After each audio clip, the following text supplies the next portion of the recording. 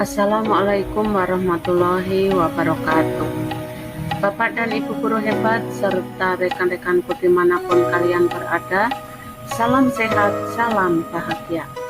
Rekan-rekan, saya telah melakukan pelatihan mandiri pada platform Merdeka Mengajar pada topik kurikulum.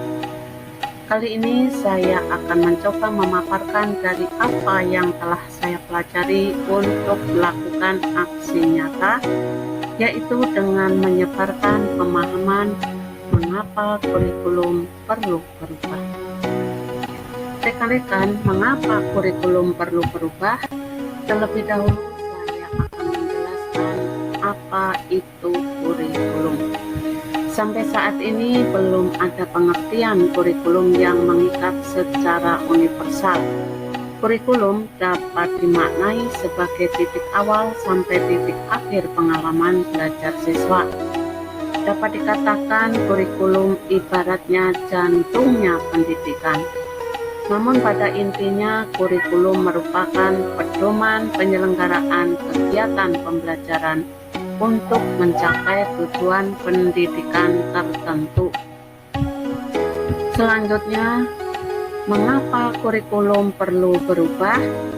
Kurikulum perlu berubah diantaranya yaitu agar relevan dengan perkembangan zaman, agar dapat memenuhi kebutuhan belajar siswa, dan juga agar dapat menyiapkan generasi yang akan datang. Kurikulum yang baik adalah kurikulum yang sesuai dengan zamannya, sesuai dengan kebutuhan belajar siswa baik masa kini maupun masa yang akan datang. Untuk itulah kurikulum perlu berubah.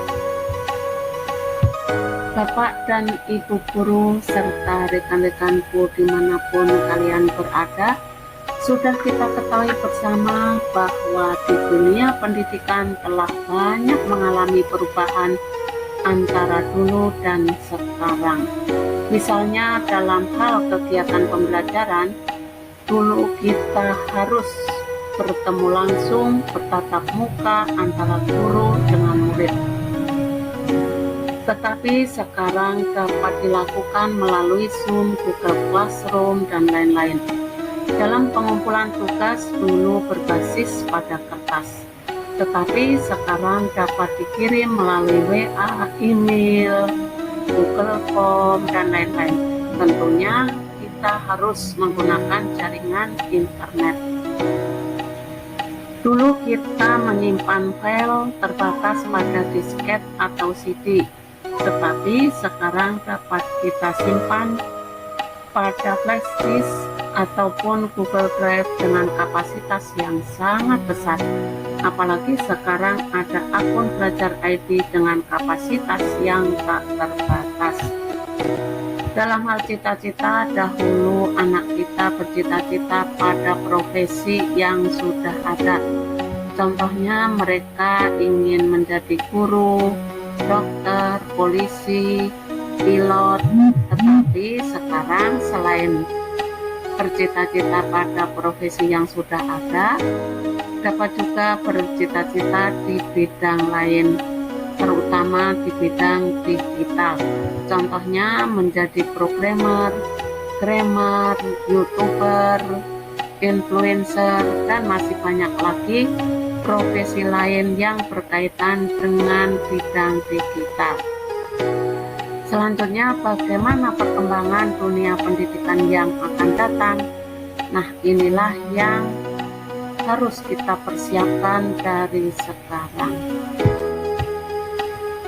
Bapak dan Ibu guru serta rekan-rekanku dimanapun berada, maksud pendidikan menurut Bapak pendidikan kita yaitu Ki Hajar Dewantara, bahwa pendidikan adalah menuntun segala kekuatan kodrat yang ada pada anak-anak agar mereka mencapai keselamatan dan kebahagiaan yang setinggi-tingginya, baik sebagai manusia maupun anggota masyarakat.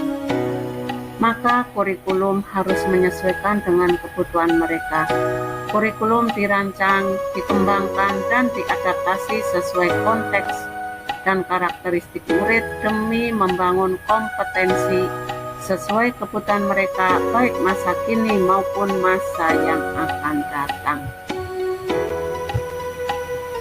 Bapak dan Ibu guru serta rekan-rekan, kurikulum dirancang untuk murid agar dapat mewujudkan seluruh kompetensi yang diharapkan dari kurikulum itu. Untuk itu, hendaknya sebagai guru harus terus belajar agar bisa mengklasifikasikan pembelajaran yang sesuai untuk siswa.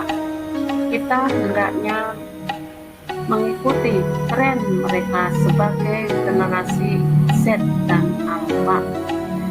Sebagai orang tua, hendaknya memahami perkembangan dan kebutuhan anak-anaknya. Dan juga sebagai pemerintah, harus mengikuti perkembangan dan kebutuhan dunia pendidikan. Yang menjadi pertanyaannya sekarang adalah, yang pertama, bagaimana perubahan kurikulum membantu kita untuk mencapai tujuan? Yang kedua, bagaimana cara kita sebagai guru terus berkembang dan belajar bersama? Dan yang ketiga, mengapa kurikulum perlu diadaptasi? Jawaban dari semua pertanyaan ini adalah karena lingkungan sekitar yang senantiasa berubah. Bapak dan Ibu guru serta rekan-rekan, kita harus ingat bahwa lingkungan belajar siswa itu beragam, sehingga mempengaruhi perbedaan kebutuhan belajar siswa. Ada yang berasal dari latar belakang wilayah pegunungan, ada yang berasal dari perkebunan, ada juga yang berasal dari latar kehidupan dari wilayah pantai. Ada juga anak-anak kita yang berlatar kehidupan sehari-hari itu berasal dari wilayah perkotaan.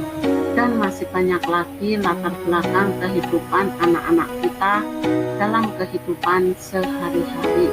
Nah, inilah yang menimbulkan pertanyaan, perubahan apa saja yang terjadi, kemudian apakah ada yang mempengaruhi atau merubah guru atau siswa. Nah, inilah pemerintah harus memperhatikan melalui proses adaptasi sesuai karakteristik lingkungan siswa. Hal tersebut diwujudkan dalam kurikulum operasional satuan pendidikan atau yang disingkat dengan KOSP. Bapak dan Ibu guru serta rekan-rekanku, lalu apa yang harus kita lakukan untuk mengembangkan KOSP? Untuk pengembangan KOSP adalah dengan melalui langkah-langkah pengembangan KOSP tersebut. Antara lain yaitu yang pertama, kita melakukan diagnosis kebutuhan. Langkah yang kedua, melakukan perumusan tujuan. Yang ketiga, pemilihan dan pengorganisasian materi. Langkah keempat, pemilihan dan pengorganisasian pengalaman belajar siswa. Dan yang kelima adalah pengembangan alat evaluasi. Bapak dan Ibu guru serta rekan-rekanku dimanapun berada, itulah pemaparan yang bisa saya sampaikan pada kesempatan kali ini.